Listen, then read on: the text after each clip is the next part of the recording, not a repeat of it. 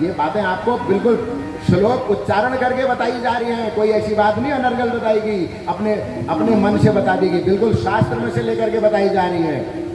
अग्राह्यम शिव नैवेद्यम, सूजी से ऋषि कह रहे हैं कि शौनकादि ऋषि, अरे सूर्य महाराज हमने सुना है कि शिव जी में चढ़े हुए प्रसाद को नहीं खाते हैं, क्या ये सच है? बड़े ज्ञान का विषय है। बोले नहीं नहीं, बोले अग्राह्यम शिव नैवेद्यम पत्रम पुष्पम फलम जला शालग्राम शिला संज्ञा सर्वम याति पवित्रता। हाँ, बोले शिवलिंग में कोई स्पर्श हुआ है, जहाँ पर शिवलिंग होता है, शिवलिंग से यदि कोई फल स्पर्श हुआ हो तो बोले उसको तो नहीं लेना चाहिए। अच्छा, और लिंगो परिचयत द्रव्यम तद अग्राह्यम मुनीश्वरा। बोले हाँ, ऐसा मुनियों ने कह रखा है, शिवलिंग में जो पड़ जाए वो अग्राह्य है, उसको ग्रहण नहीं करना चाहिए। सुपवित्रम च तज्ञेयम यल्लिंगम स्पर्श बाह्यतः, बहुत बड़ा श्लोक है। बोले यदि शिव जी के सामने थोड़ा दूर रख करके शिव जी के निमित्त एक दोने में लगा करके शिव जी को भोग लगा दिया जाए अलग से, ठीक है ना। कल हमारे यजमान जी थे, उन्होंने कहा पंडित जी ये शिव जी का भोग ऐसे ऐसे लगाना चाहिए। अब यहाँ पर बता देता हूँ, आप लोग सुन लो। जब हमारे बच्चे प्रसाद बांटते हैं शिव जी को, तो ये यहाँ नित्य प्रसाद बांटते हैं पीछे, तो आज इनको मैं बता देता हूँ कि प्रसाद का भोग कैसे लगाना। एक दोने में प्रसाद ले जाना शंकर जी को, वहाँ शंकर जी के सामने रख देना उसको, ठीक है ना। एक तो शंकर जी के समीप रख देना, या ऐसा करना शंकर जी से एक बेल पत्र स्पर्श करके लाना प्रसाद के, वो ऐसे स्पर्श करवा देना, बस इतने से ही भोग लग जाएगा। शंकर जी के पास रख के आ जाना, वहाँ से एक बेल पत्र ला करके जो प्रसाद का आपका पात्र है उसमें डाल देना थोड़ी देर, तो क्या बन जाएगा? अरे नैवेद्य बन गया। यदि आपने शंकर जी को उसको स्पर्श करा दिया और उस स्पर्श कराए वाले को प्रसाद में मिलाया तो वो क्या है? बोले अग्राह्य है, क्योंकि वो शिव से स्पर्श हुआ है। उसको तो सन्यासी ही खा सकता है, सबके बस में पचाने की बात उसको नहीं है। शिव जी से थोड़ा दूर, मतलब पास में ही रखना है, स्पर्श नहीं कराना है। ऐसे शिव जी के निमित्त अलग निकाल देना एक पात्र में, पता लगा पूरे डेक में ही भोग लगा दिया, ऐसे नहीं करना है, अलग निकाल लेना। अच्छा, और सुपवित्रम च तद्गेयम यल्लिंगम स्पर्श बाह्यतः।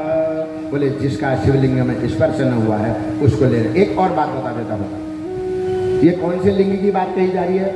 बोले जो सामान्य लिंग है जिसको आप पार्थिव बना रहे हो, या जो शिवलिंग की स्थापना आपके सामने हुई है वो, यदि नर्मदेश्वर है, ध्यान से सुन लेना अभी बात को, यदि नर्मदेश्वर शिवलिंग है, यदि स्वयंभू शिवलिंग है, बनखंडेश्वर महादेव है, यहाँ कानपुर में भी है स्वयंभू शिवलिंग है, कल आशुतोष मिश्रा जी मुझे बता रहे थे, तो आपने कहा शिवलिंग है। हाँ, माने जो स्वयंभू शिवलिंग है जिसको किसी ने स्थापित नहीं किया है, जो स्वयं से प्रकट हुए हैं, उनमें चढ़ा हुआ नैवेद्य कोई भी लिया जा सकता है, उसमें इसका कोई भेद नहीं है, उसका प्रसाद लिया जा सकता है। यहाँ तक कि जो स्वयंभू शिवलिंग होता है उसमें चढ़ा हुआ पंचामृत को भी ले लेना चाहिए। दूध दही घी चीनी शायद डालते हैं, बोले उसको ऐसे निकाल लेते हैं थोड़ा सा कटोरी में, फिर लोगों को प्रसाद रूप में देते हैं। बोले यदि स्वयंभू शिवलिंग है तो उससे लिया जा सकता है। उसी प्रकार शालिग्राम, देखो एक बात और बता देता हूँ, एक तो शालिग्राम शिला होती है गोल, एक शालिग्राम शिला लंबी लंबी होती है, ऐसे ऐसी लंबी होती है खड़ी। शालिग्राम प्रायः गोल होता है, उसमें चक्र होता है। अब चक्र वाला नहीं, ये बात आपको बहुत कम मिलेगी। एक शालिग्राम लंबा होता है, उसको बोलते हैं नारायण लिंग। क्या बोलते हैं? नारायण लिंग। वो भी शिवलिंग ही है, पर वह शालिग्राम में होने के कारण उसका नाम क्या पड़ गया? नारायण लिंग पड़ गया। बोले उस नारायण लिंग में भी यदि अभिषेक किया जाए तो उसके जल प्रसाद सब कुछ ले सकते हैं। तो आपने कहा महाराज और शिव जी से हम बेलपत्र आदि पत्र पुष्प नहीं ले सकते हैं? बोले ले सकते हैं। शिव जी से बेलपत्र पुष्प को लेकर के अपने मस्तक पर लगा देना चाहिए और उसको किसी ऐसी जगह पर रख देना चाहिए, पत्र को किसी का पाँव न पड़े। यदि आपने शिव जी के प्रसाद को ले लिया और पाँव में डाल दिया, कल मैं यहाँ देख रहा था लोगों ने प्रसाद खा करके यहाँ पर सब दोने गिराए हुए थे और उनमें चल चल करके फिर जा रहे थे। ऐसा काम नहीं करना है। आप जो प्रसाद का दोना लेते हो सबके लिए, सभी लोग इस बात का ध्यान रखें, जो भी प्रसाद लेता है वो प्रसाद खाए।